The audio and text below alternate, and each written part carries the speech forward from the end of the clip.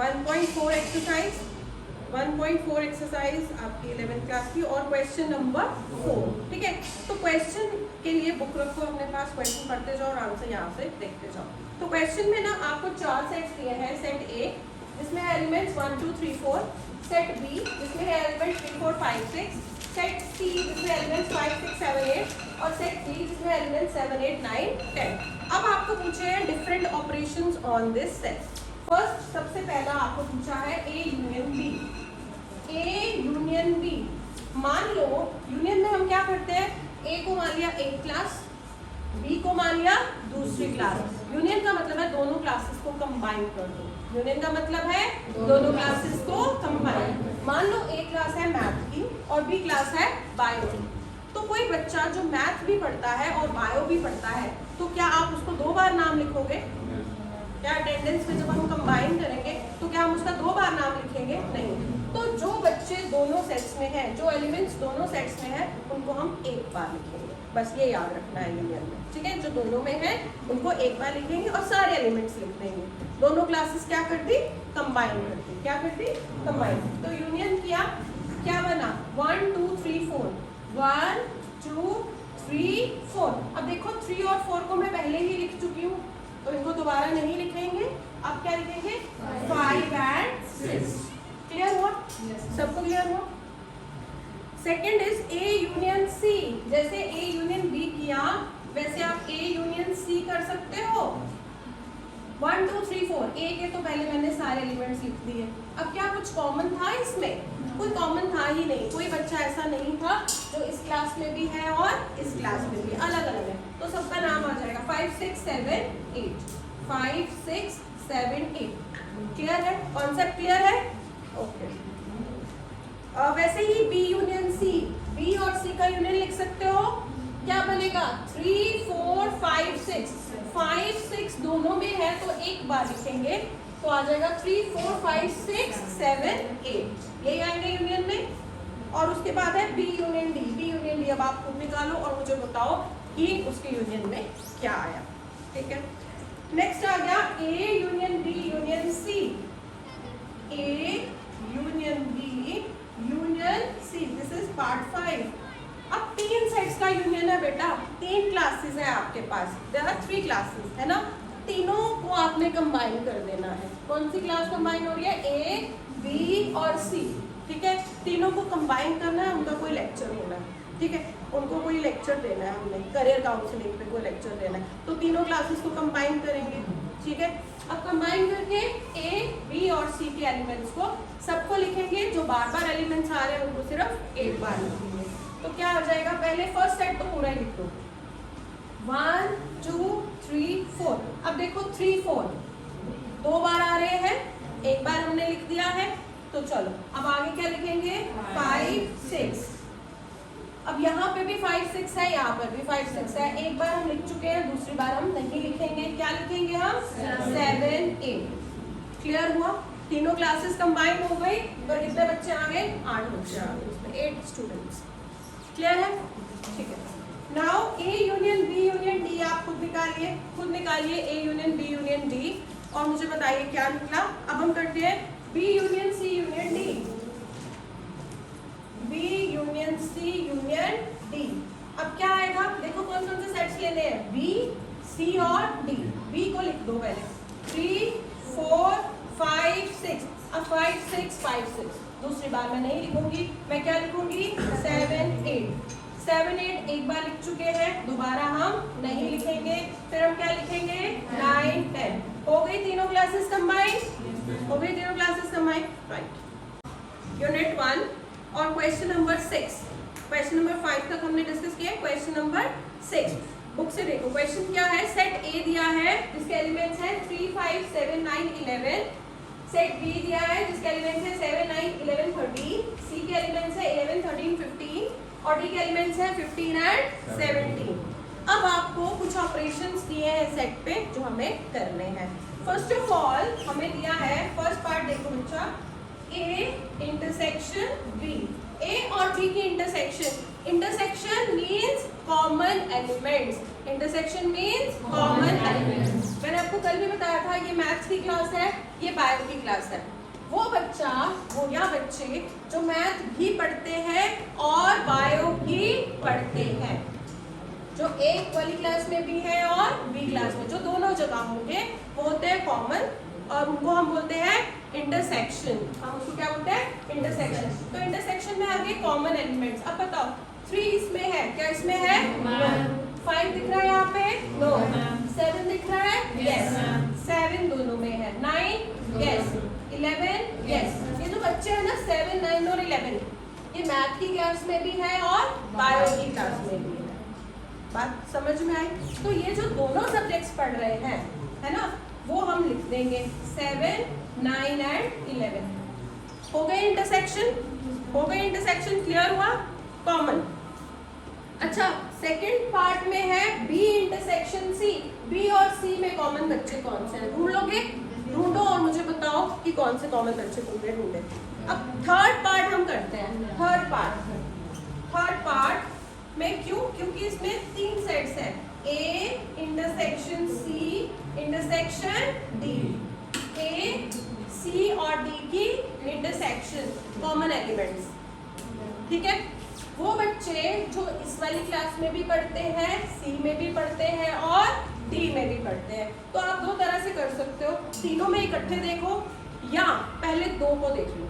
पहले आप ए और सी को देख लो। ए और सी में कौन कौन से कॉमन है? 11। ए और सी में कौन सा एलिमेंट कॉमन है? 11। 11 यहाँ पर भी है और 11 यहाँ पर भी है।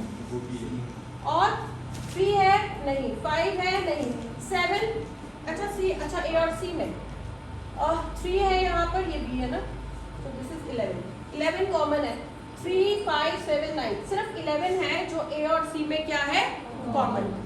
ठीक है, तो ए इंटरसेक्शन सी, ये जो सेट बना, ये कौन सा बना?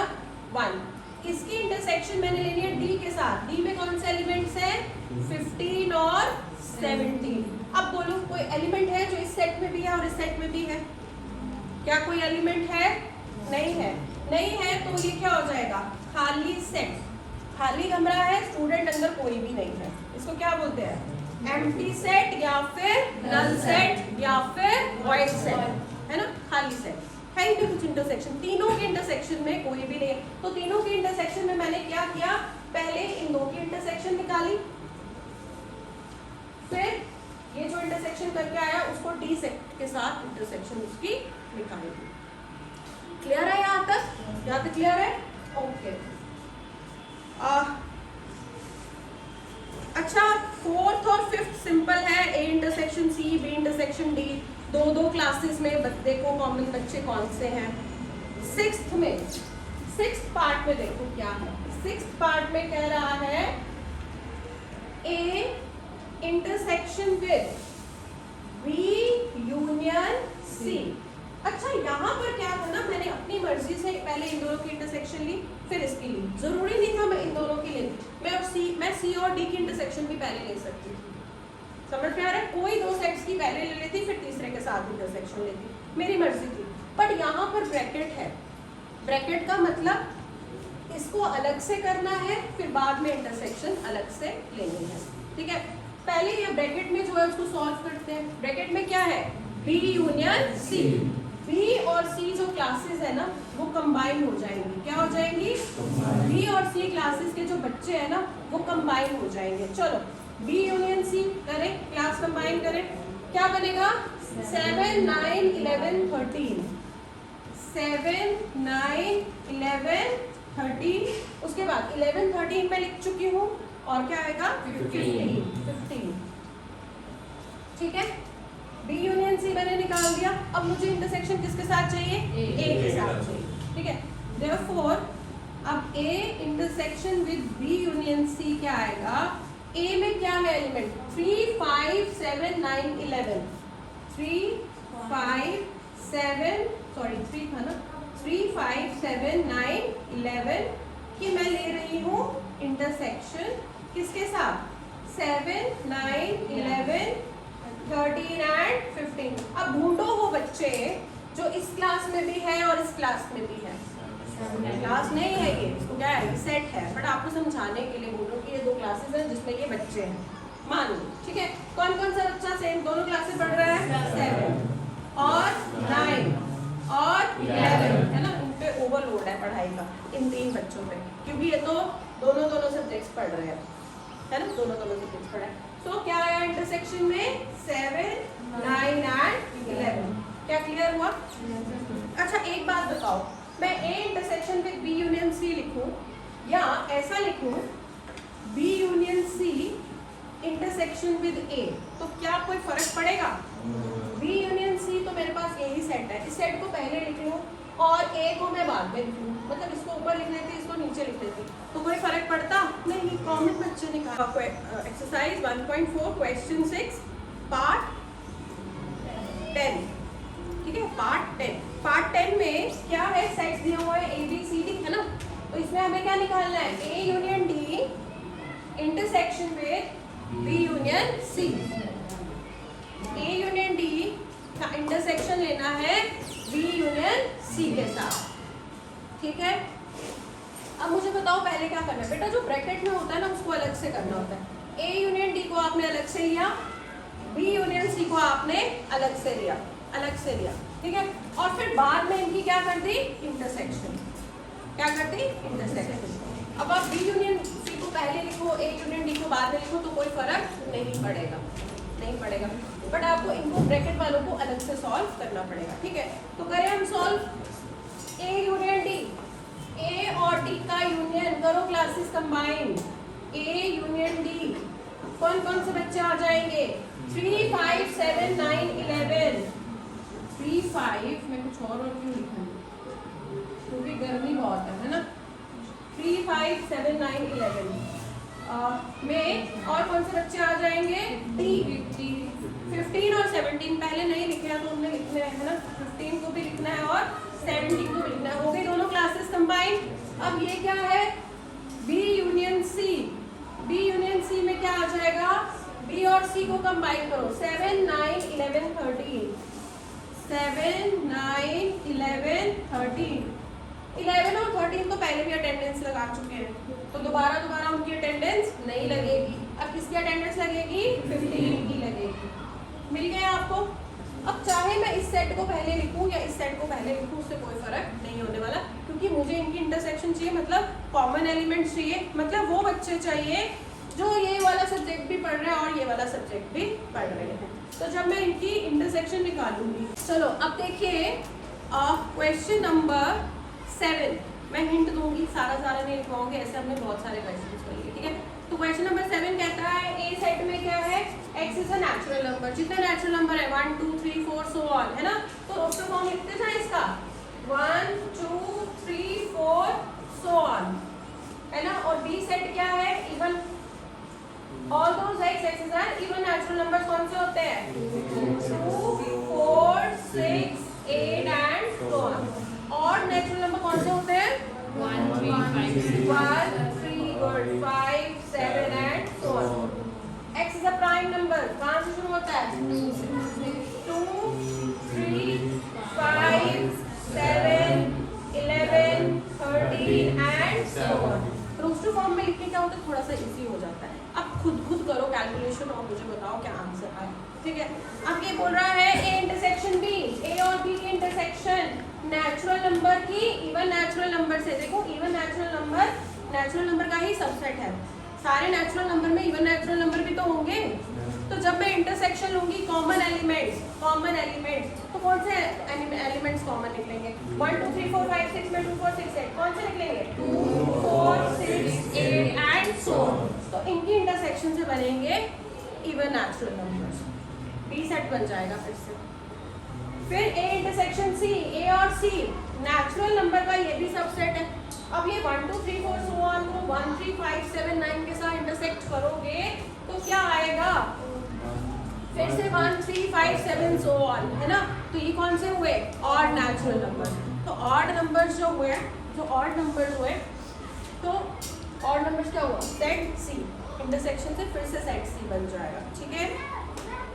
देन और क्या है, ए इंटरसेक्शन डी, अब ये प्राइम नंबर्स भी इसी का सबसेट है, तो फिर से प्राइम नंबर्स का सेट बन जाएगा, है ना।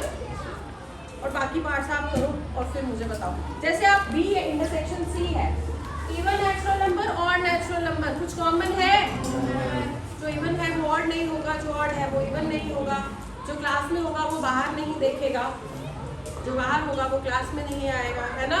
तो बाहर क्या है, कुछ भी नहीं, यहाँ पे देखो, तो क्या आएगा, एम्प्टी सेट, क्या आएगा, एम्प्टी सेट। अब ये क्वेश्चन नंबर 7 क्लियर हो गया।